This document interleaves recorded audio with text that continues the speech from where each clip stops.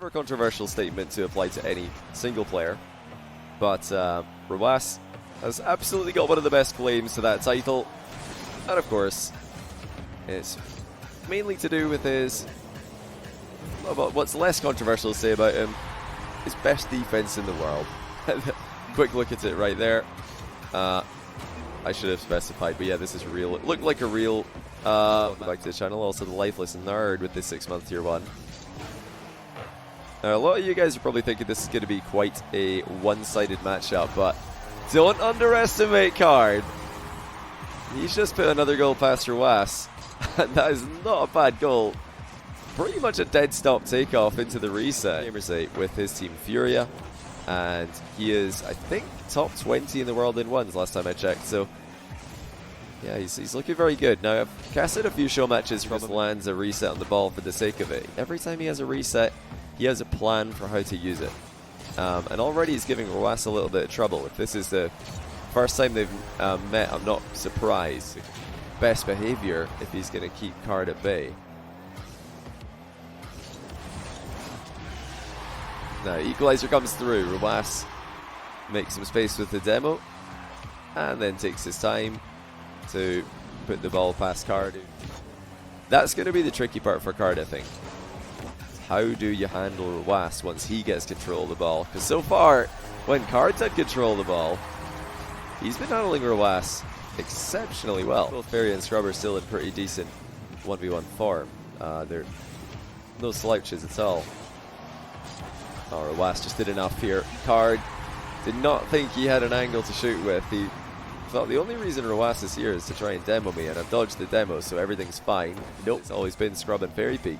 You know, all this new age domination that we've seen from still got a lot of relevancy today. They're not the best two players in the world anymore, but they're in and out of the top 10 still, which is very, very difficult to do in the modern day. That it gets a bit foggy, gets a bit confusing, because yeah, at that point, oh, that's a nice own goal there by Caard. How has he managed that? I swear I had an orange trail. Hold on a second. What just happened? Did he get bumped into this? He did. Okay, it's a pull shot. Other players who were world #1 for a while, like Flakes. Oh, that's a great touch. Look at the pre-flip control for rw9. I mean, the pre-jump was good, but how about that? I mean, that's already nearly 10 names, and you've not even mentioned any of the new age. Apart from his win streak that he went on, which gave him a very strong case for being world #1, although it wasn't unanimous because of the player on your screen right now. You know, years of domination in the cases of some players, it's just not the same. It's probably the most impressive win streak in 1v1 history. Scrub Killer, you know, for years. Considered #1 or #2.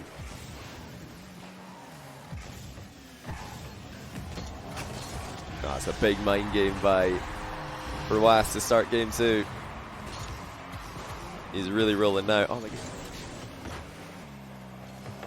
Yeah, you've really got to think about it, don't you? Got to total up the all-time to recover well. Yeah, longevity matters as well, of course. When you put all that together with his show match that he won afterwards against, who did he play show match against? Like rw9 or someone? It wasn't a very, you know, it wasn't clear. The only players who have had a clear world #1 claim were Marky Duda back in the day, Scrubkilla, Cuxer, Fairy Peak, Flakes, Khaled, Jorias. I'd say rw9 more recently, but even that was debated. Some people thought that Zen was still #1 in the world, even though rw9 beat him.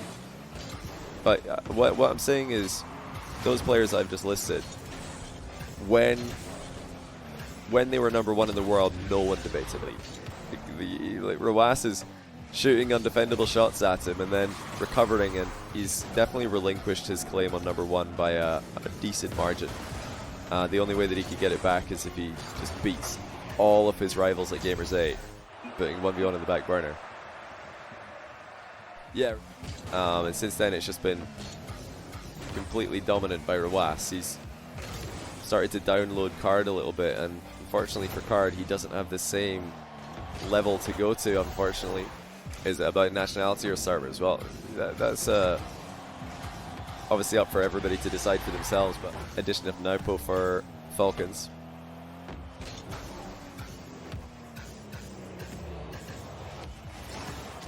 That was a beautiful air dribble by rw9.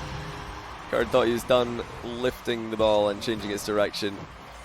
rw9 had one more touch in mind for this. And the more we see here, the more it looks like that winner will be rw9. Oh, good shot though by Caard. Have a game in him. There's been moments where he's looked very impressive in offense in this match, and there's another one for maybe 20%, 30%, or even 40% of the best 1v1 players in the world would not be active, but right now they're pretty much all active. In fact, I think the only inactive ones player is TRK. In the past like month or 2 months.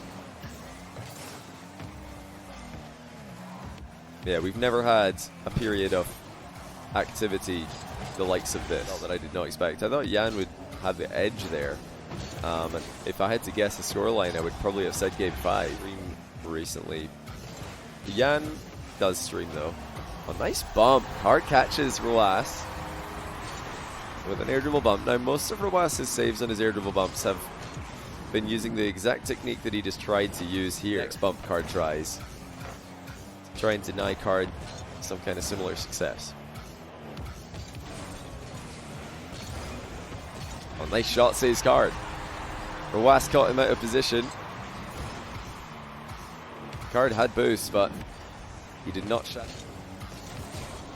This is the one thing that must frustrate rw9's opponents is that when he jumps off the back wall, he still gets a solid hitbox behind every single challenge. Now, it doesn't sound like much, but you try flying off the back wall like that. Does not seem sufficient.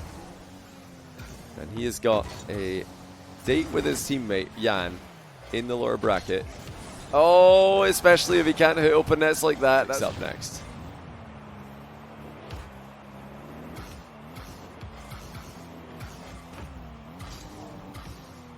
Is the Toxic Jan series finished as well? 3-0? Or were you guys just forecasting an anticipated match?